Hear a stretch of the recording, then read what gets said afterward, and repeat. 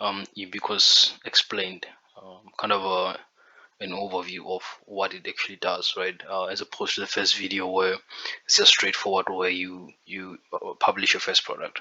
In this video, I will try to explain some things that you can do on Ubicos. Okay, not everything, some, but I'll go in detail. Okay, here it goes. Dashboard, of course, that's your dashboard, of course. It's your summary of your performance, right? This is on a total level what you can see, and then you can go by line or by bar. It's up to you. If you're running shopping ads, Google ads, they will show up here. And then you can filter by that just to see how they're performing as opposed to your Google Shopping. So you can do that. Show all programs, and then by date, whatever. If you have Google Ads, this will show. If you don't have it yet, it will show. So you can actually see from here that Google Ads actually do work, right? You see that bump there, it's because of your Google Ads there, right? Both clicks and impressions. I think it's clear from here, right? Okay, and then this table just shows on a product level, so you'll see. So once you delete it, normally this will show as a product, this will be a product name, but because it's deleted, it's going to show as the previous product ID and CNF, meaning it cannot find the product. So same as the dashboard, it actually splits by your ad impressions and listing. I see for this product, it's been driven by ads, which is kind of a testament to say ads do work. Okay, so this you can also view in a different view. We'll see that later. Right. Let me actually go there. Okay, no, well, let me go to the profile. Right, this is your standard stuff, your company name. So company name, brand name. So brand name is what people can actually see on it's what you want customers to see online, right? It might be different to company name. It's think of it as a holding company and kind of your subsidiary, right? In that line, not really in that line, but in that line, it's kind of like Alphabet on Google, right? You want people to see Google. People know Google, but don't really know that much about Alphabet, right? So this is included in your um, monthly emails, your performance feedback, the store name, right? It's linked to this, and then no, I'm lying. The store name is linked to your brand name. So every time you publish a product, right, it creates a subdomain of your store. So let's say you have 5 products.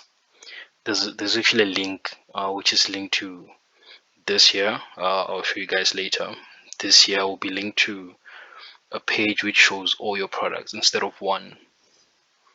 So you can actually use it when you're advertising like a specific product. You can say instead of advertising, instead of directing the click to this specific product, let me actually direct it to the store. That way the customer can see more products, right? Give the customer more options. um this here is your URL. So if you're this is actually it's powerful if you have a website and if you're drop shipping. So let's say drop shipping, if you have a website, you put your web page there. So let's say you're drop shipping through Takealot, right? You put Takealot there. What you would do is Takealot. Yeah.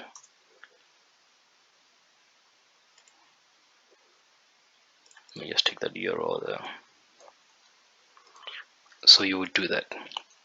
This will allow you to, for each product, to put in a different directed to this. I'll show you guys later. Let's try dropshipping this product. Let's assume it's ours. I'm sure Tetra will mind. No, I'm not sure. Okay. So you can hide or show. I prefer showing your contact details to the customer for convenience, of course. Regional settings. So this is your country of sale. This is so if you're there's an option to show a product in a different country, right? So let's say it ships from, so it's kind of like it ships from this country. If you think of it in that line, makes more sense, right? Trade currency and then language, of course. This is the language which the ad is going to, not the ad and the listing is going to show. And so let's say someone is in Spain and you set this to, let's say you list your product in South Africa and in Spain, but you don't have to change this to Spanish. Google itself will change it for you for someone uh, checking your product in Spain, or if someone is in South Africa but has their settings set to Spanish, that will also show in Spanish. You don't have to change this. This is more of your in line with your contract of sale, right? And then your WhatsApp. So if you don't have a website, it's recommended that you actually have what's this WhatsApp number. This will allow for that product page to be linked to your WhatsApp number. That way, a customer can actually click a product from Google, be directed to your product page, and then from that product page, the person can actually place an order that goes straight to your WhatsApp. I'll show you guys that later. So this is some cool stuff. This is what allows us to the platform to actually function for people without a website. This number here. And then your refund notes, you can set your refund notes of exchange. Your it's an easy template, right? You just choose which one you want. Can I be, and then bara bara bara bara. You can set alright whatever. If you have a delivery address for where people can actually return, like a physical place where people can make their returns, you put it here. And then delivery, of course, taxes only applicable if you're selling in the States. And then monthly reports, that's what I was talking about. So performance feedback, you get it every month. The system will send you a snapshot of your monthly performance on a total level, right? Yeah, in future it will be on a product level. That will be multiple emails, but maybe it will be compressed. Enable tweets. So this is cool stuff. Now if you have a Twitter page, right? Let's say it does Ubiquitous list, right? if if you connect this to your account, what it will do is every time you publish a product to Google, it will also send your product to our Twitter marketplace, and it will tag you. Let me try looking it up. Twitter Ubiquitous list. So what that does is, yeah, there it is. So it will tag you, right? Let's look at someone who is not really ubiquitous list.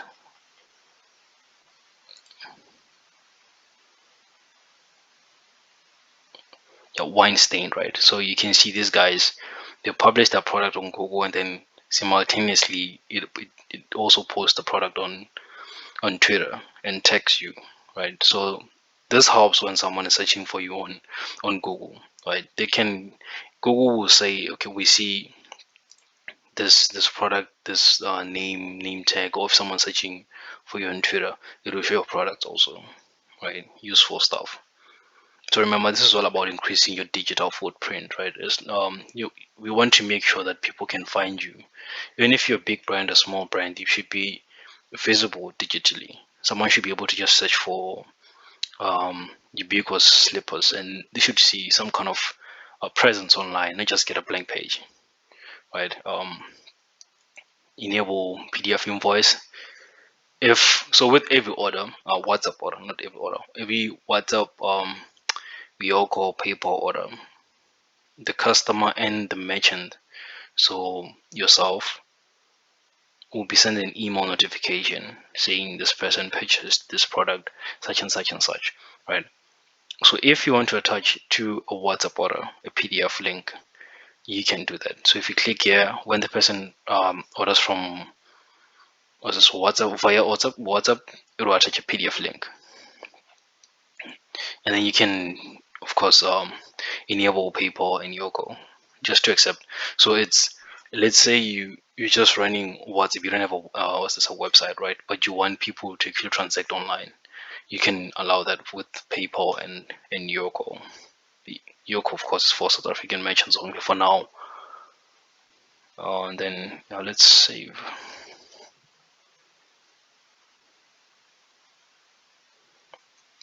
Okay, you have your, this is how many more products you can add.